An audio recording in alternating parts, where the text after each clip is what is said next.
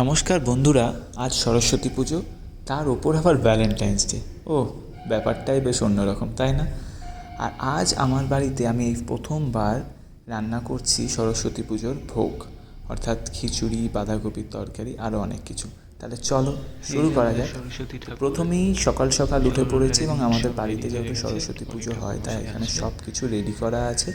আর ঠাকুরমশাই একটু পরেই চলে আসবে, তাই আমরা সকাল সকাল উঠেই সব কিছু রেডি করে নিয়েছি। প্রথমেই ভেবেছিলাম ঠাকুরমশাই বলেছিল 11:30টায় আসবে, সেটাই এলো 10টা 15।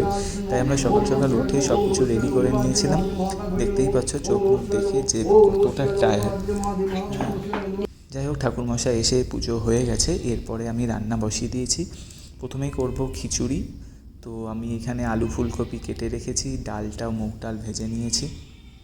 এরপরে আলু ফুলকপিটাকে ভালো করে ভেজে নেব। একদিকে হচ্ছে আবার আলুর দম, এই যে তেল বসিয়ে দিয়েছি। এরপরে আমি ফুলকপিগুলোকে বেশ ভালো করে লাল করে ভেজে নিতে হবে, কারণ ফুলকপি কিন্তু খুব ভালো করে না ভাজলে সেদ্ধ হবে না। আর এটাকে আমি কিন্তু সেদ্ধও করে নিইনি, তাই একবারে পুরোটা ভাজবো না, অল্প অল্প করে পুরো ফুলকপিটা আমি এখানে ভেজে নেব। আচ্ছা, দেখতেই পাচ্ছ আমি কিন্তু ফুলকপিটাকে প্রায় অনেকটা একটু লাল হয়ে এসেছে। এরপরে দিয়ে দিচ্ছি স্বাদ মতো নুন আর সামান্য একটু হলুদ গুঁড়ো। খুব একটা বেশি হলুদ গুঁড়ো আমি এখানে ব্যবহার করছি না।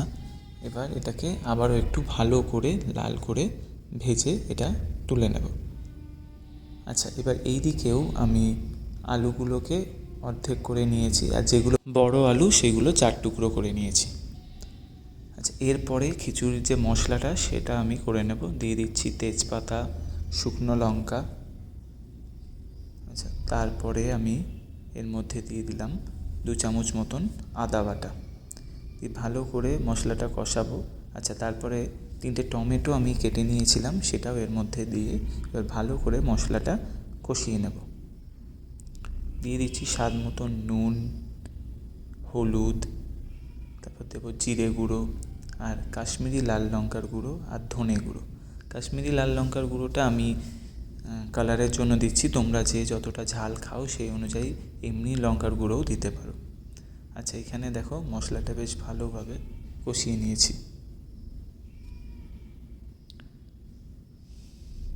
কারণ সকাল সকাল একদম উঠেছি, তার উপরে রান্না, পুজো, সব কিছুতে এতটাই টায়ার্ড ছিলাম যে কি বলবো। তারপরে দিয়ে দিচ্ছি কড়াইশুঁটি, সেদ্ধ করা কড়াইশুঁটি ছিল সেটা দিয়ে দিলাম। আর এই সাইডে বসে গেছে বাঁধাকপি, এবং বাঁধাকপির মশলাটা আর কি হচ্ছে।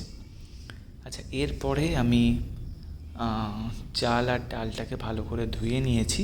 আর এইদিকে গরম জল বসিয়ে দিয়েছি, তার মধ্যে দিয়ে দিলাম বাদাম।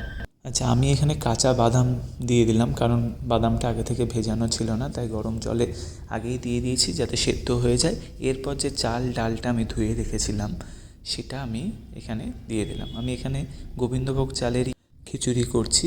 আচ্ছা, এরপরে দিয়ে দিচ্ছি হলুদ গুঁড়ো আর নুন আমি দিয়েছিলাম, এবং এখানে অল্পই নুন ব্যবহার করছি, কারণ যে মশলাটা আমি কষিয়েছি তার মধ্যে কিন্তু অলরেডি নুন দিয়েছি। আচ্ছা, এরপরে চাল আর ডালটা কিছুটা সেদ্ধ হয়ে গেলেই আমি ভেজে রাখা ফুলকপি আর আলুটা এর মধ্যে দিয়ে দিলাম।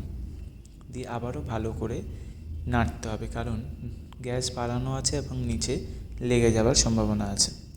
আর একটু বিনস ছিল, সেটাও আমি ভেজে এর মধ্যে দিয়ে দিলাম।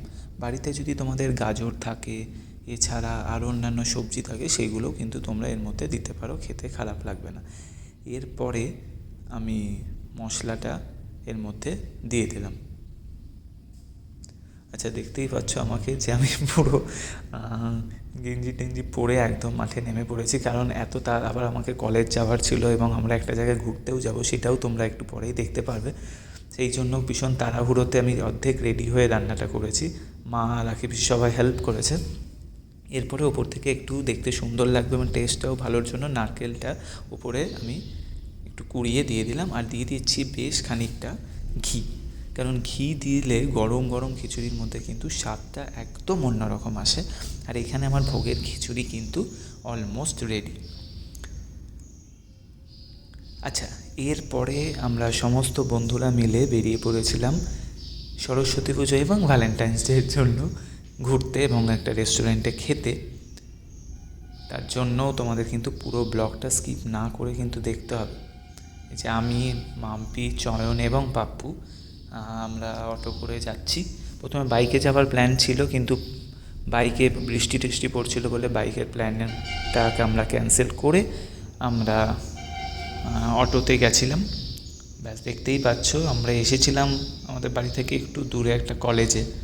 সেখানেই আমরা কিছুক্ষণ সমস্ত বন্ধুবান্ধবরা মিলে গল্প করলাম, আড্ডা দিলাম। এরপরে এইখান থেকে বেরিয়ে আমরা খিদে পেয়ে গেছিলো এবং আমরা চলে এসেছিলাম চিকেন মোমো খেতে। তাই আমরা প্রথমেই 3 প্লেট চিকেন মোমো নিয়েছিলাম। মোমোটা খুব একটা যে ভালো ছিল খেতে তা না, বাট খুব খারাপ ছিল সেটাও না, অ্যাভারেজ একদম।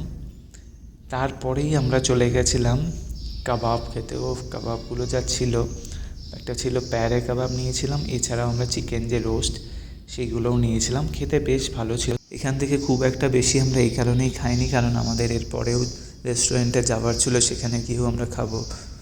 তাই জন্য এখানে অল্প করে একটু স্ন্যাক্স বা টিফিন খেয়ে আবার আমরা চলে গেছিলাম আমাদের নেক্সট ডেস্টিনেশন, যেটার নাম হচ্ছে গ্র্যান্ড প্যারাডাইস। এবং সেখানে ঢুকে আমরা সমস্ত বন্ধুরা মিলে একটু ফটোশ্যুট করে, দেখতেই পাচ্ছ আমার আর এনার্জি ছিল না যে ফটোশ্যুট করব, কারণ একদম সকাল 6:30টায় উঠেছি আর টায়ার্ড ছিলাম পুরো, রান্না বান্না, ঘোরাফেরা, কলেজ যাওয়া।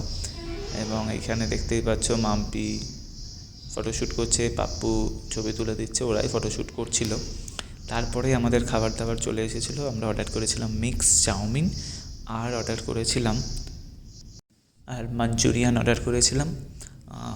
অল্পই খাবার খেয়েছি, কারণ একটা খাইনি, সবারই পেট ভর্তি ছিল। তারপরে আমরা এখান থেকে, আর আমরা তো ট্রেন ধরার এত তাড়াহুড়ো ছিল যে আমরা ঠিক মতন খেতেও পাইনি।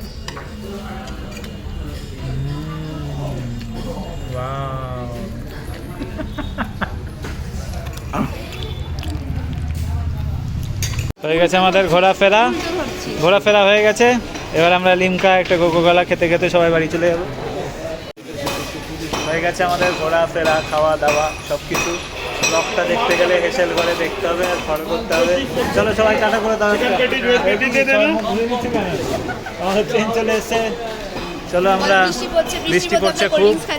হ্যাঁ, আমাদের বিষয় সব খাবো। আমরা জিম করবো, আমরা বডি করবো, আমরা সব কিছু করবো। ঠিক আছে, চলো আজকের জন্য এখানেই ইতি করলাম ব্লগটা। হ্যাঁ, সরস্বতী পুজোয় তোমরাও কে কী করলে সেইগুলো কমেন্ট করে জানাবে। হ্যাঁ, ভ্যালেন্টাইন্স ডে কেমন করে কাটলো তোমাদের? আমরা তো সিঙ্গেল লাইফ, আমাদের এই ছেলেটির নয়, অনেক কটা গার্লফ্রেন্ড আছে। এই যে এই ছেলেটির অনেক কটা গার্লফ্রেন্ড আছে, ওর ব্যাপার ঠিক না। আমরা চলো টাটা, বাই বাই, সবাই টাটা করে দাও। টাটা মাম্পি। থ্যাংক ইউ ভিডিওটা দেখার জন্য।